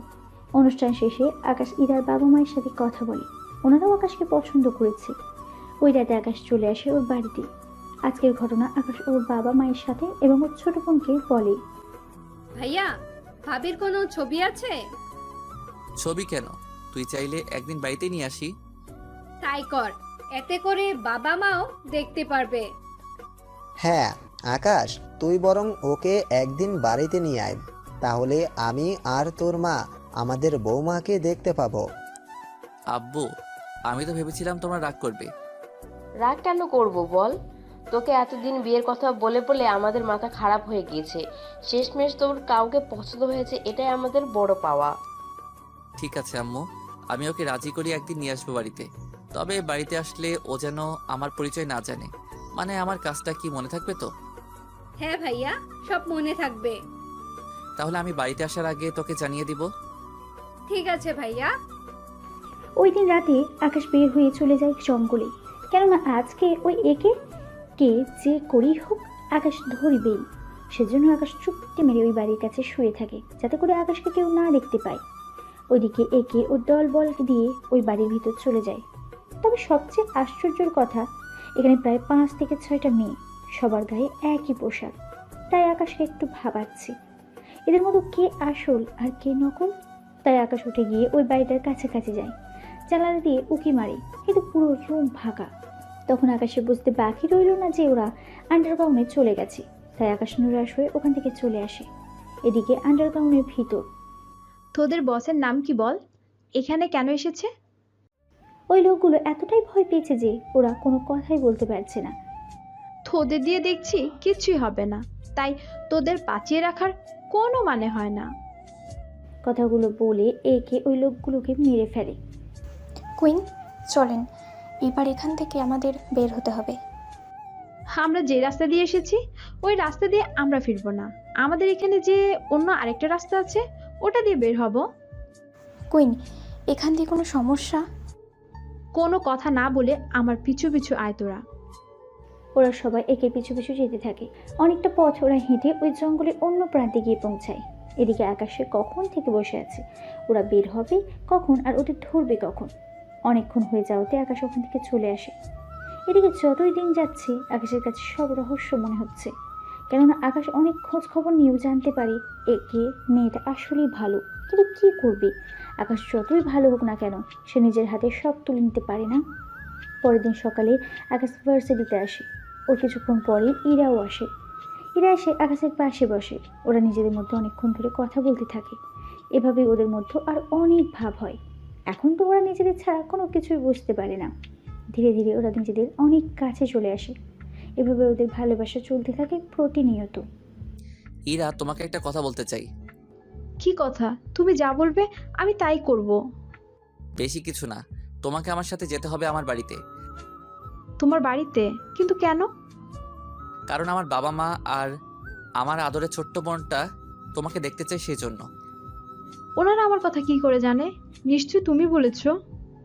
হ্যাঁ, আমি বলেছি। ওনারা আমার বিয়ে নিয়ে আমার অবস্থা পুরো খারাপ করে দিচ্ছে, তাই আমি ওনাদের তোমার কথা বলেছি। তখন ওনারা তোমাকে দেখতে চেয়েছে, তাই তুমি আমার সাথে 2-3 দিনের জন্য আমার বাড়িতে যেতে হবে। ঠিক আছে, যাব। তাহলে আমাকে একদিনের সময় দাও, আমি সব কিছু গুছিয়ে তারপর কাল বিকেলে তোমার সাথে বের হব। আচ্ছা, এটা বলো, যেতে কতটুকু সময় লাগবে? এই তো ট্রেনে করে যেতে 5 ঘন্টা লাগবে।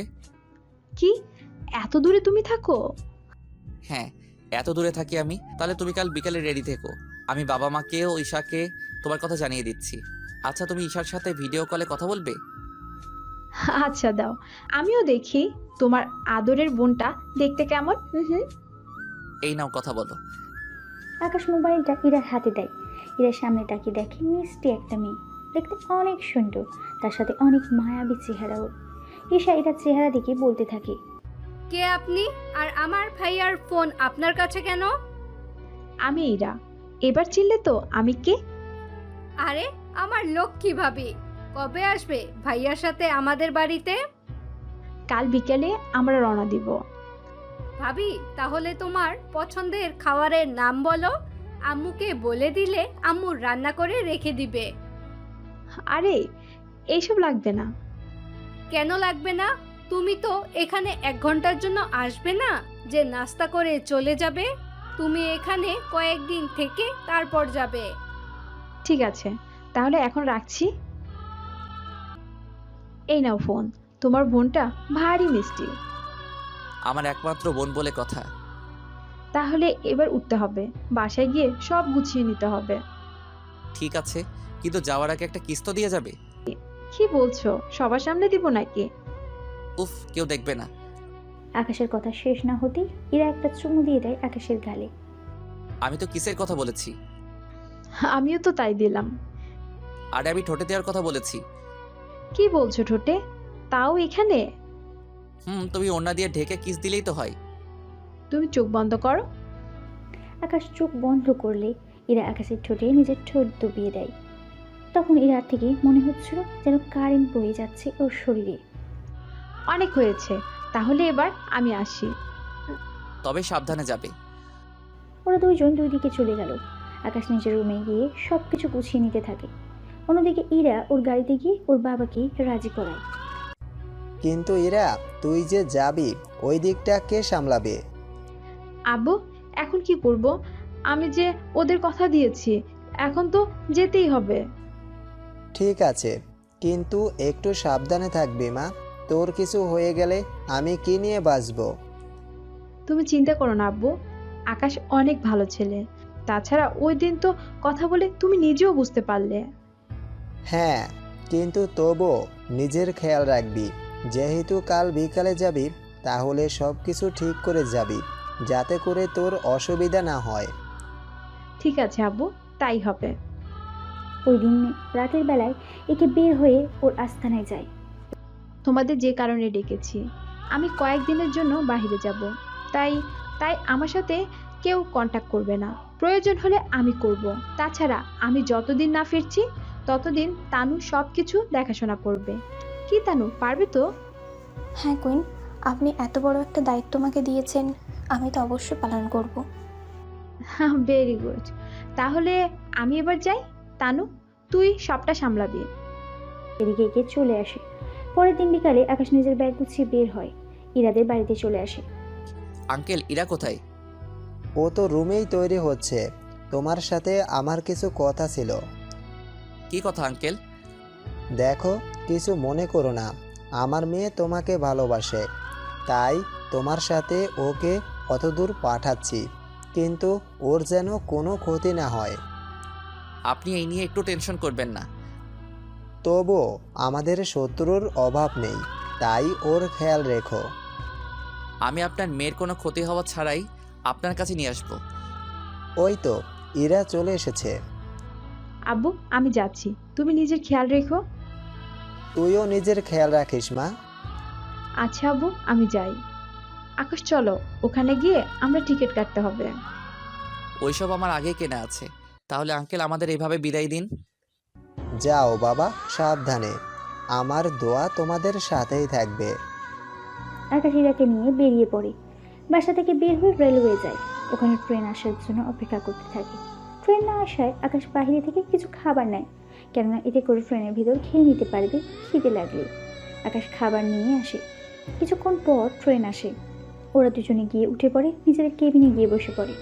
আকাশ ওদের দুজনের জন্য আলাদা কেবিন নেয়, যাতে করে ওরা কিছুক্ষণ সময় কাটাতে পারে। ওরা দুজন কেবিনে শুয়ে পড়ে। তার কিছুক্ষণ পরেই ওদের কেবিনের দরজায় কেউ যেন টোকা দেয়।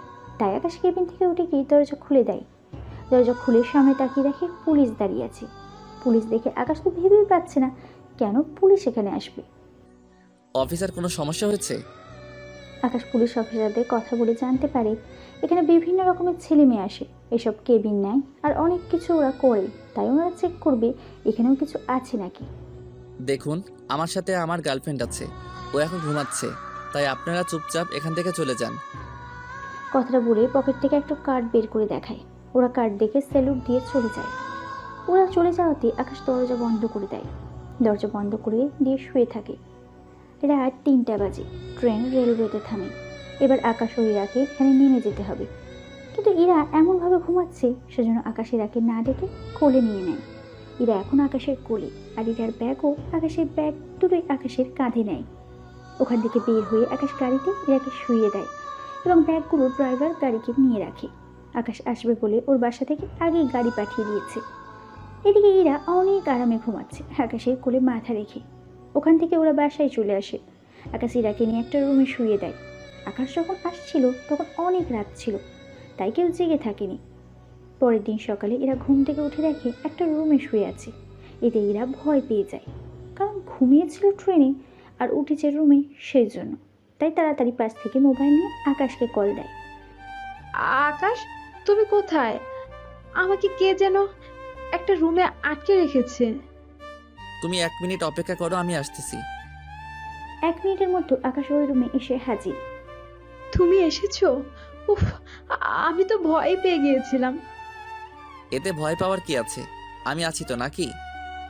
তুমি ছিলে না বলেই তো ভয় পেয়েছি।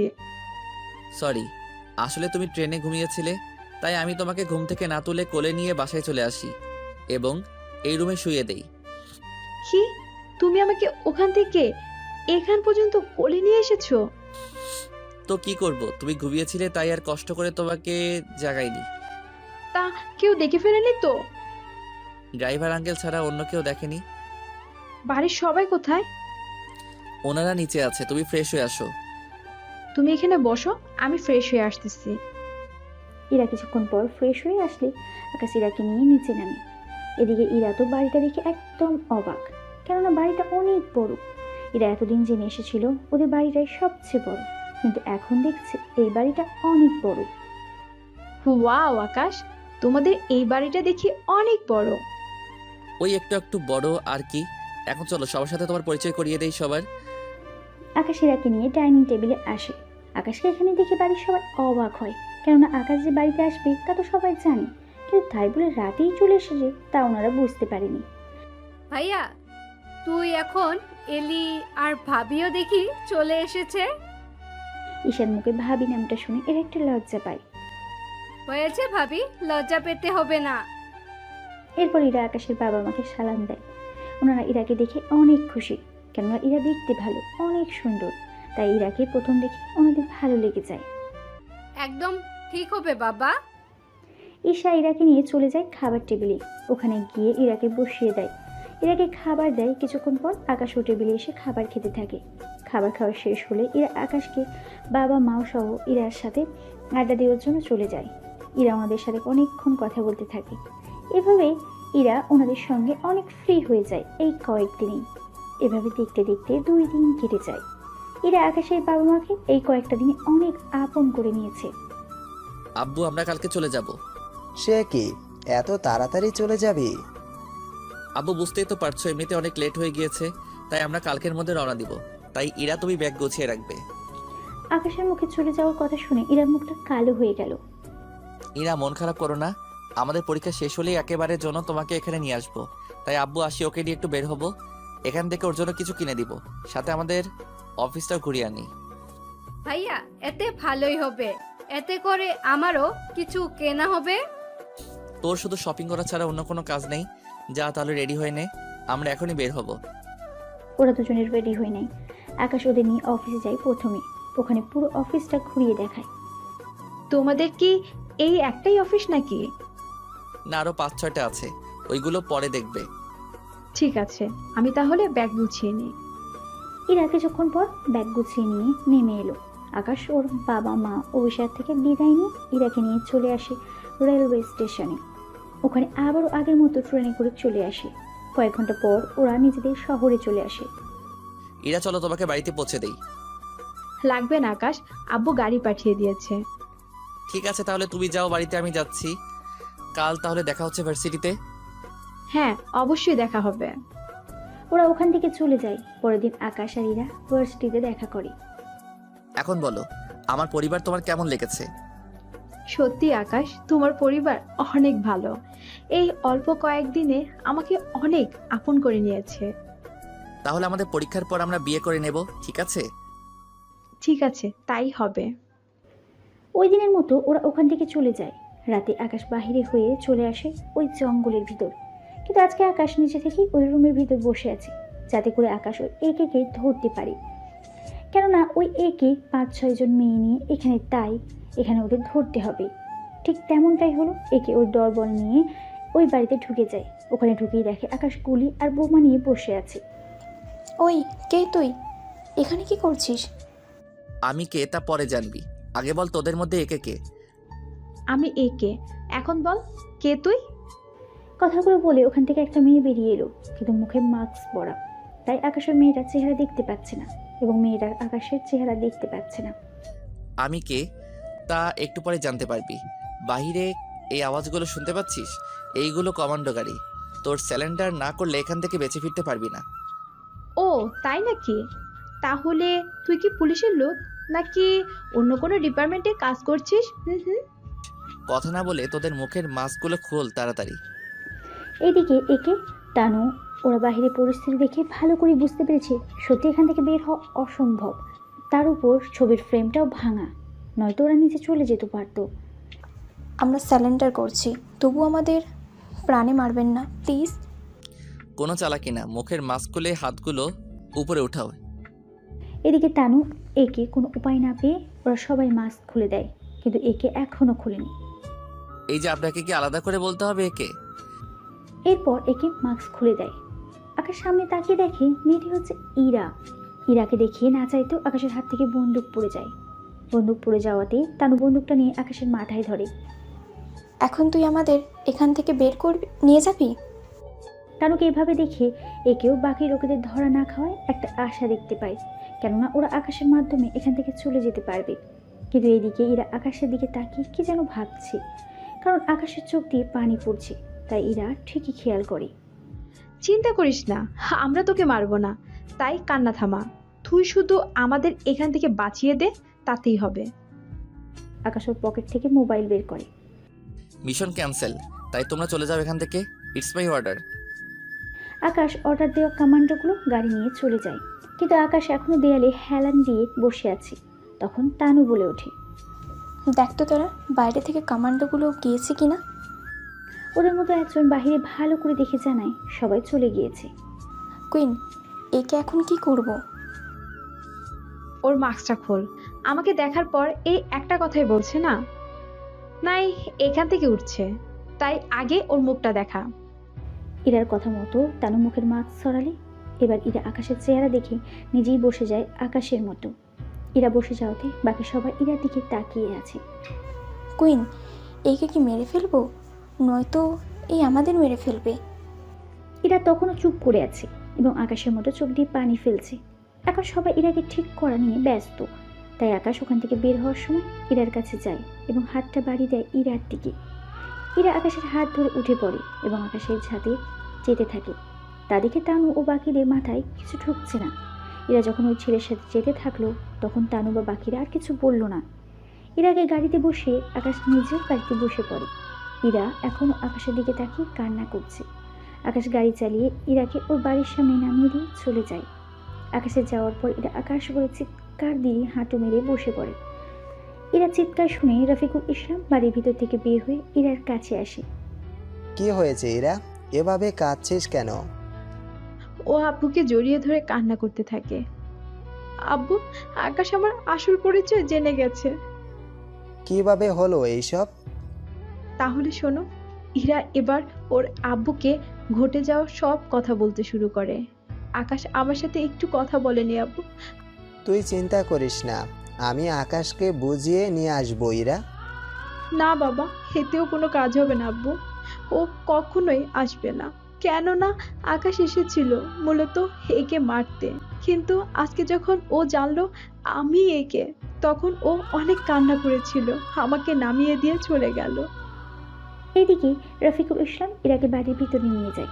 অন্যদিকে আকাশ বাসায় গিয়ে অনেক কান্না করে, কেননা যাকে আকাশ মারতে এসেছে কিন্তু তাকেই আকাশ আর ভালোবাসে। ওই রাতে আকাশ ওর বড় ছেলের সাথে কথা বলে, ওনার সাথে কথা বলে ব্যাগ গুছিয়ে নেয়। ততক্ষণে হেলিকপ্টার চলে আসে। আকাশ ওই হেলিকপ্টারে উঠে বসলে হেলিকপ্টারে আকাশকে নিয়ে ক্যাম্পে নিয়ে আসে। ক্যাম্পে আসার পর থেকে আকাশের মন একদম খারাপ হয়ে আছে আজ 2 দিন ধরে। তার কারণটা তো আপনারা সবাই জানেনই। আকাশ এমন মন মরা দেখে বড় স্যার আকাশের কাছে আসে। কি হয়েছে আকাশ, তুমি এমন করে বসে থাকলে বাকিদের কি হবে? আপনি তো জানেন জীবনের প্রথম কোনো মিশনে গিয়ে কাউকে ভালোবেসেছি, কিন্তু ভাগ্যের কি পরিহাস, যাকে মারার জন্য গিয়েছি উল্টো তার সাথেই আমার ভালোবাসা হলো। আকাশ, এই ব্যাপারে আমি তোমাকে কিছু বলতে পারবো না, শুধু এতটুকুই জেনে রাখো, তুমি যা করেছো ঠিক করেছো, তবে মেয়েটাকে তুমি কষ্ট দিও না। কি করব স্যার, আমি যদি ওই রাতে ওর চেহারা না দেখতে চাইতাম তাহলে তো ওর লাশ নিয়ে থাকতে হতো আমার। ঠিক আছে আকাশ, আমি বুঝতে পারছি, তবে তুমি কমান্ডোগুলোকে ওখান থেকে নিয়ে এসেছো, এতে করে আরও সমস্যা বেড়েছে। ওরা যে কোনো মুহূর্তে ওই মেয়েটাকে মেরে ফেলতে পারে। কি বলছেন কি স্যার? হ্যাঁ, আমি ঠিকই বলেছি।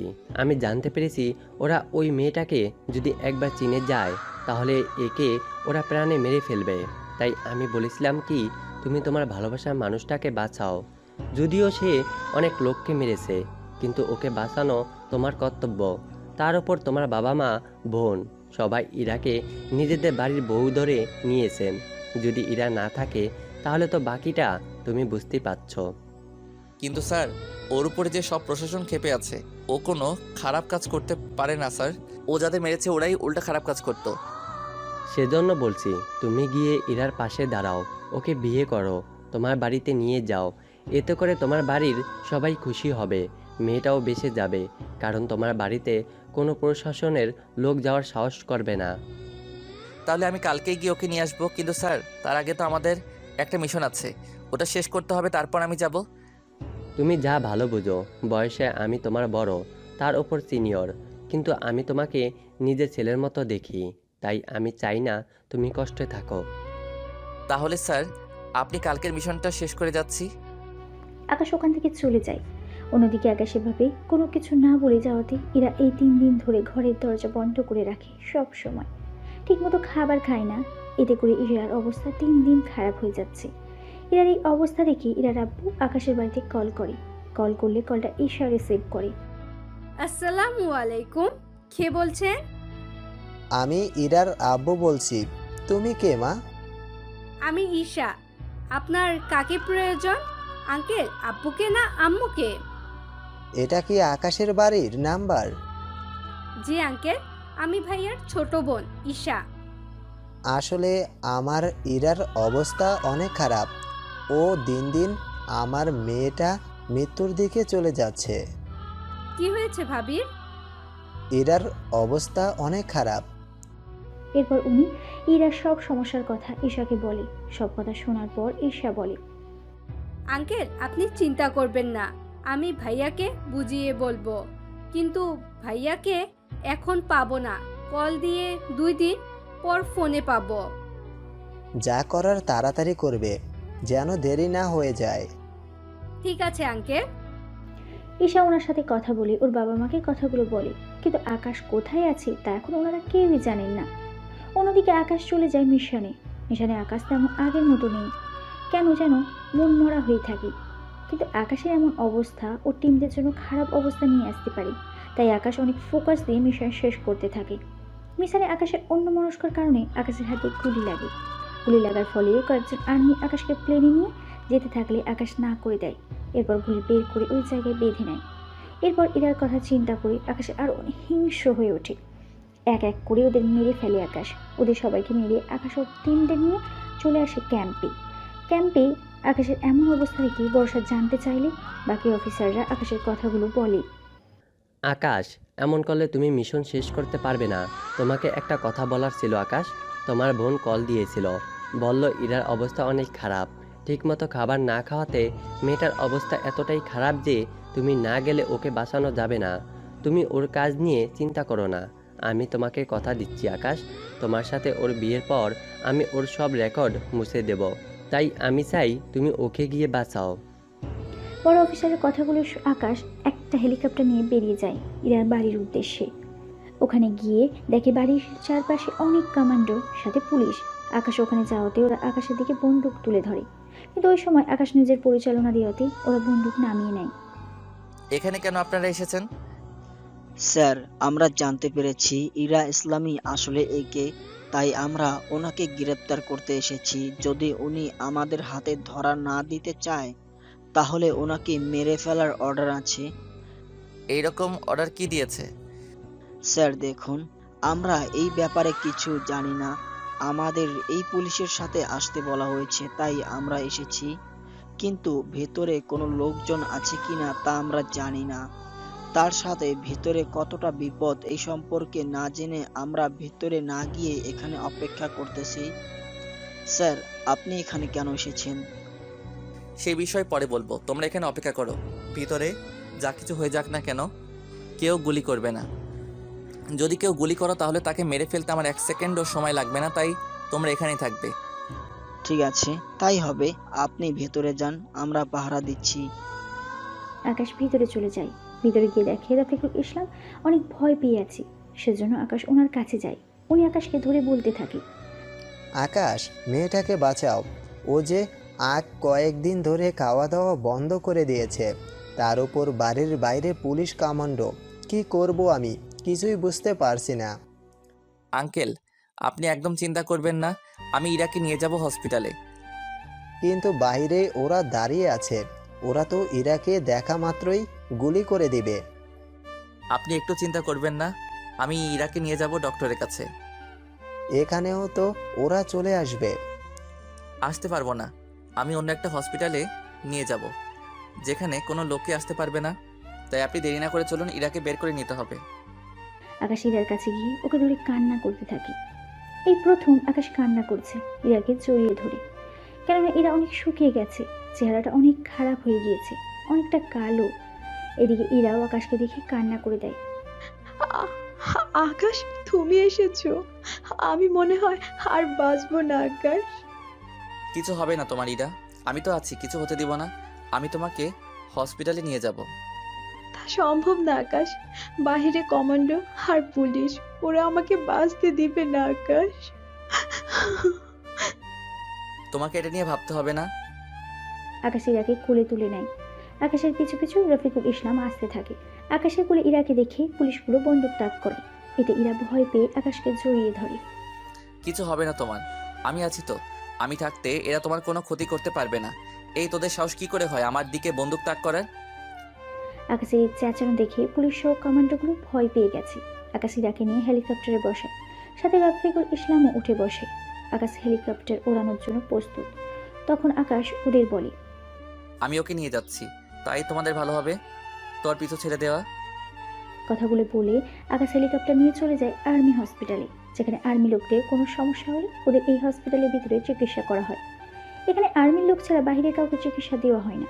তবে কোনো পথশিশু এবং গরিব লোক হলে পাশে আর্মি হসপিটালে একটা শাখা আছে, ওখানে ওদের চিকিৎসা করা হয়। এই আর্মি হসপিটালের ভিতর ডক্টর, নার্স এবং কি যারা এখানে কাজ করে ওরা প্রত্যেকটা আর্মি অফিসার। আকাশ হেলিকপ্টার নিয়ে হসপিটালের ছাদে নামে। ওখানে আগে থেকেই ডক্টর, নার্স সব কিছু রেডি করা ছিল। আকাশ চলে আসলে নার্সগুলো ইরাকে হেলিকপ্টার থেকে নামায় এবং ভিতরে নিয়ে যায়। সাথে আকাশ ডক্টরকে এটাও বলে, ডক্টর যে করেই হোক ইরাকে সুস্থ করে তুলবেন। যদি অন্য কোনো প্রশাসন আসে ওকে নিয়ে যাওয়ার জন্য, তাহলে আমাদের হেডকোয়ার্টারে কল দিবেন, তাহলেই হবে। আর না হয় গেটে থাকা অফিসারদের বলবেন বাইরে থেকে অন্য কোনো বাহিনী আসলে যেন ভিতরে না আসতে দেয়। কথাগুলো বলে আকাশ চলে আসে ক্যাম্পে। ক্যাম্পে এসে ও বড় স্যারকে ধন্যবাদ জানায়। ধন্যবাদের কিছু নেই আকাশ, তুমি প্রথম কোনো মেয়েকে ভালোবেসেছো, আমি চাই না তুমি তাকে হারাও। স্যার, আমাকে একটা মিশনে যেতে হবে, আর ওই মিশনে আমি 15 জন অফিসার নিয়ে যাচ্ছি। আপনি ইরার দিকে খেয়াল রাখবেন। কিসের মিশন আকাশ? তুমি মিশনে যাবে অথচ সেই মিশনের কথা আমি জানি না।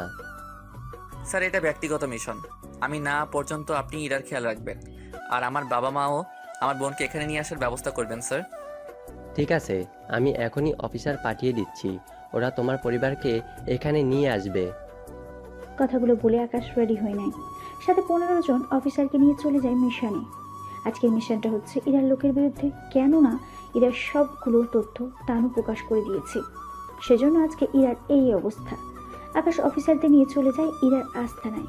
আস্তানায় যাওয়ার বিকল্প পদ্ধতি আকাশ ইরার থেকে জেনে নেয়। আকাশ 2 জন অফিসারকে জঙ্গলের ভিতর পজিশন নিতে বলে এবং বাকি অফিসাররা নিয়ে জঙ্গলের ভিতর থাকা একটা টার্নেলের ভিতরে চলে যায়। ভিতরে গিয়ে আকাশ ও বাকি অফিসার মিলিয়ে ওদের সবাইকে গুলি করে মেরে ফেলে। এখন শুধু তানু বাকি আছে, তাই আকাশ তানুর সামনে যায়। কি দোষ করেছিল যে তুই ইরার সাথে বেইমানি করেছিলি? কারণ আমি চেয়েছি মাফিয়া কুইন হতে চাই। মাফিয়া কুইন, তাই না? এই মাফিয়া কুইন হওয়ার লোভে আজকে তোকে মরতে হচ্ছে। কথাগুলো বলে আকাশ তানুকে গুলি করে মেরে ফেলে। ওই টার্নেল দিয়ে বের হওয়ার আগে ভিতরে রকেট দিয়ে সব উড়িয়ে দেয়, যাতে করে এখানে ভিতরে যা কিছু আছে সব এখানেই শেষ হয়ে যায়।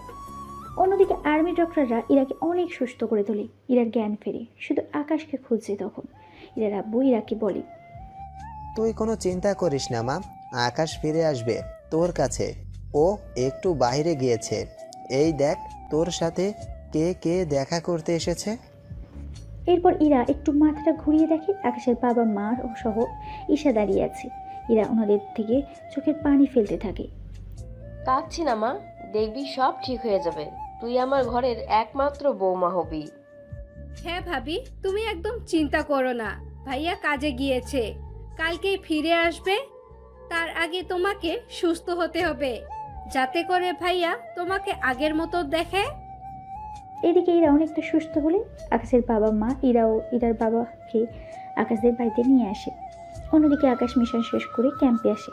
ক্যাম্পে এসে ইরার কথা জিজ্ঞেস করে জানতে পারে ইরা এখন সুস্থ আছে, ও তোমার বাড়িতেই আছে। আমি 5 জন আর্মি অফিসারও দিয়েছি, যাতে ওনাদের কোনো অসুবিধা না হয়। কি বলে যে আপনাকে ধন্যবাদ দিব স্যার? কেউ কি নিজের বাবা সমবয়সী কাউকে ধন্যবাদ দেয়?